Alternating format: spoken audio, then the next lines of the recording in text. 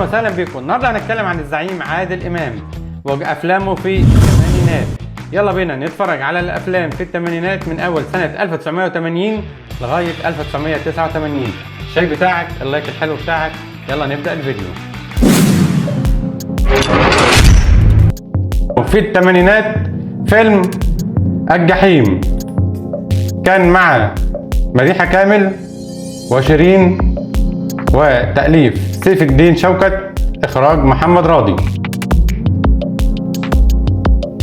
ودي بعد صور الفيلم. كده سنة 1980 رجل فقد عقله مع الفنان الكبير فريد شوقي وسهير رمزي وكريمة مختار وإكرامي، تأليف علي الزرقاني وإخراج محمد عبد العزيز.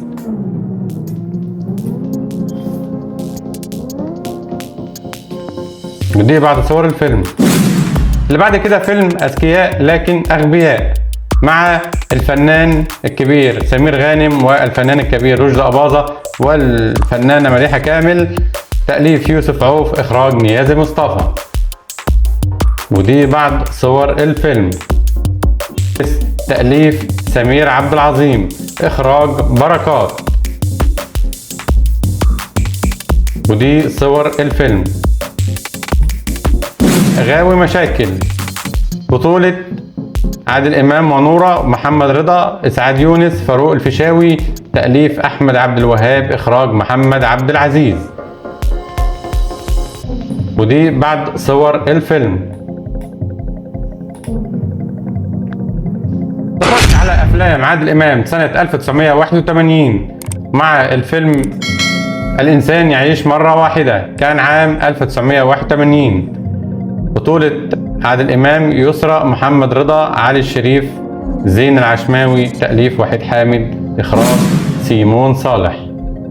ودي بعد صور الفيلم.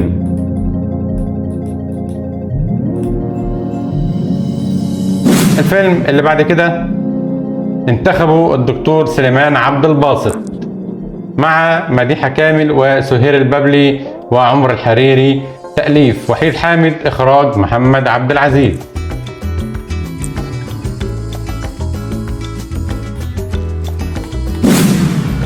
الفيلم اللي بعد كده فيلم أمهات في المنفى سنة 1981.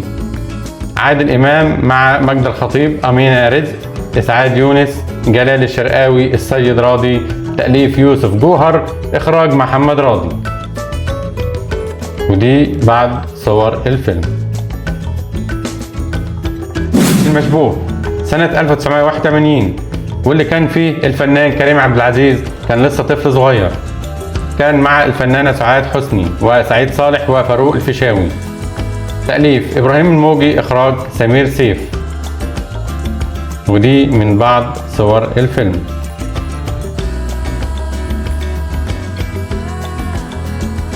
شتاء دافئة في 1981، عادل إمام مع يسرى ومحمود المليجي، وحيد سيف، تأليف وجيه نجيب، إخراج أحمد فؤاد. ودي بعد صور الفيلم.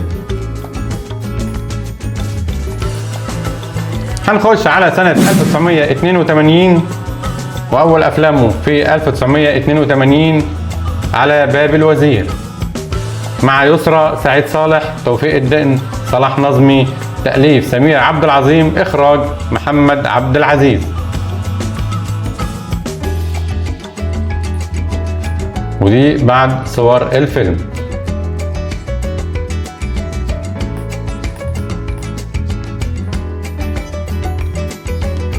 الفيلم اللي بعد كده فيلم عصابة حمادة وتوتو، بطولة عادل إمام ولبلبة وعلي الشريف وصلاح نظمي وسلامة إلياس وعلي الشريف ومحمد شوقي، فؤاد خليل، محمد متولي، إخراج محمد عبد العزيز، تأليف أحمد صالح.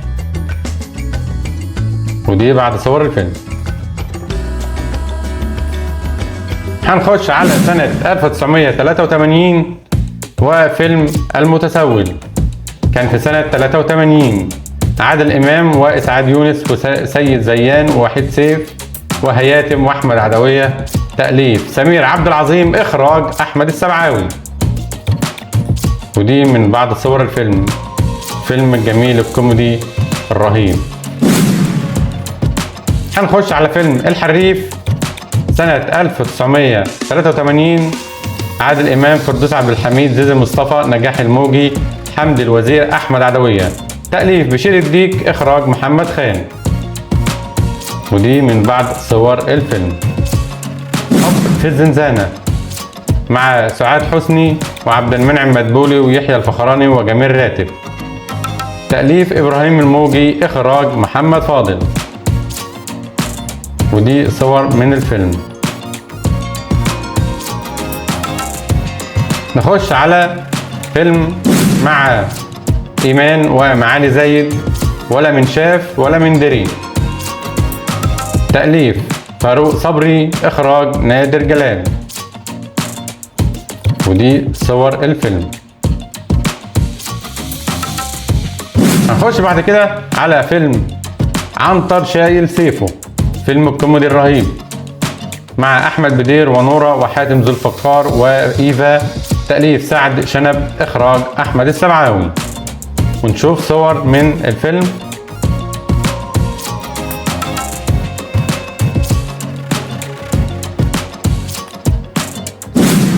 هنخش زي ما احنا لسه في 83 فيلم 5 باب مع نادية الجندي وفؤاد المهندس وفؤاد أحمد.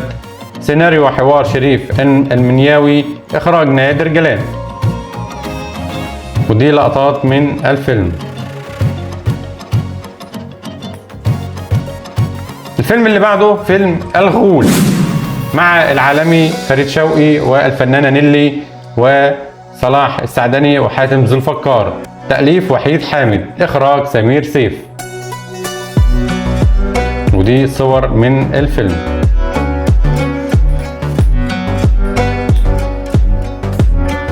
نخش بعد كده على سنة 1984 ونشوف أفلام عادل إمام سنة 1984. أول فيلم فيها حتى لا يطير الدخان، كان مع سهير رمزي وأحمد راتب ونادية أرسلان وسناء شافع. وتأليف إحسان عبد القدوس، إخراج أحمد يحيى. ونشوف صور من الفيلم. ودي الأفوكاتو مع يسرى وحسين الشربيني وإسعاد يونس ومحمد الشرقاوي. تأليف رأفت الميهي، إخراج رأفت الميهي. ونشوف لقطات من الفيلم. فيلم سنة 84 2 على الطريق مع شمس البارودي وعادل أدهم. تأليف فاروق صبري، إخراج حسن يوسف.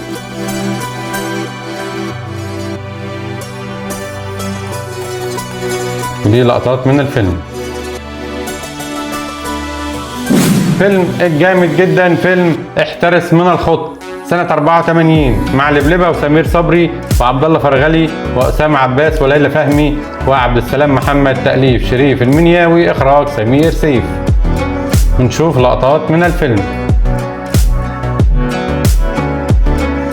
84 فيلم واحدة بواحدة مع ميرفت أمين وأحمد راتب، زيزي مصطفى، علي الشريف، ليلى فهمي.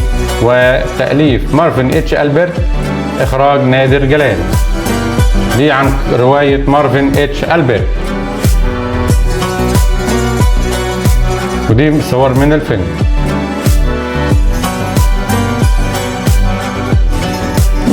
سنة 84 فيلم مين فينا الحرامي، عادل إمام مع شريهان وفريدة سيف النصر، أحمد بدير، صلاح نظمي، علي الشريف. كان قايم بدورين في الفيلم ده.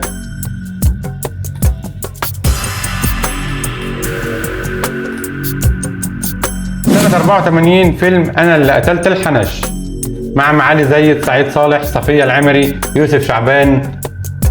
تأليف عبد الحي أديب، إخراج أحمد السبعاوي.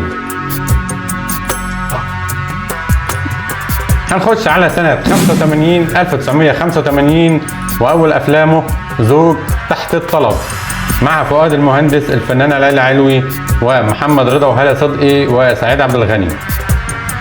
تأليف حلمي سالم، إخراج عادل صادق. ودي لقطات من الفيلم. رمضان فوق البركان سنة 85 مع سمير غانم وإلهام شاهين ووحيد سيف ونعيمة الصغير، تأليف سمير عبد العظيم، إخراج أحمد السبعاوي. نشوف لقطات من الفيلم مع بعض.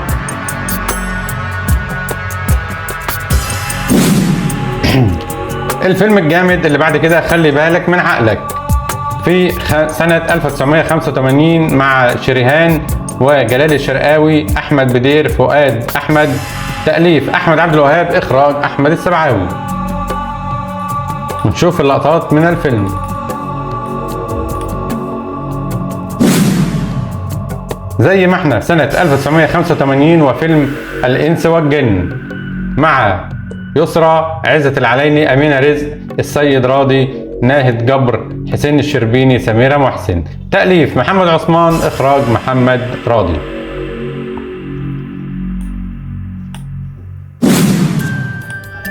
فيلم الهلفوت، الفيلم الجامد مع سعيد صالح، إلهام شاهين، صلاح قبيل، كان سنة 85، تأليف وحيد حامد، إخراج سمير سيف.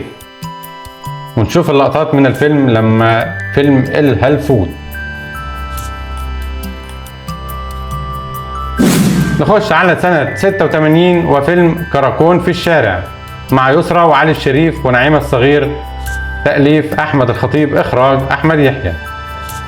أفلام سنة 1986 وفيلم كراكون في الشارع مع يسرى وعلي الشريف، نعيمة الصغير، إخراج أحمد يحيى، تأليف أحمد الخطيب.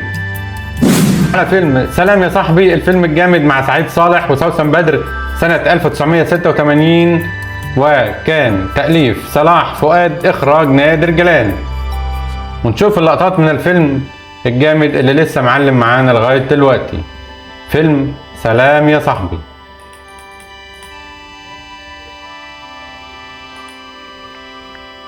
نخش على أفلام عادل إمام سنة 1987 وأول أفلامه النمر والأنثى سنة 1987 مع آثار الحكيم وأنور إسماعيل وعايدة عبد العزيز، تأليف إبراهيم الموجي، إخراج سمير سيف. ونشوف المعلم تاجر المخدرات أنور إسماعيل والطفل ماهر عصام وهو صغير، الله يرحمه. عادل إمام سنة 1989 وفيلم المولد مع الفنانة القديرة أمينة رزق ويسرى والفنانة إيمان وعبد الله فرغلي، تأليف محمد جلال عبد القوي، إخراج سمير سيف.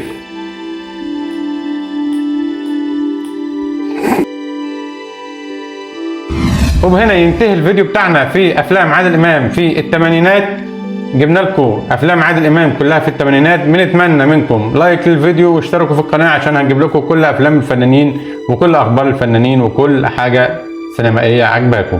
اشوفكم على خير في فيديو جديد. سلام.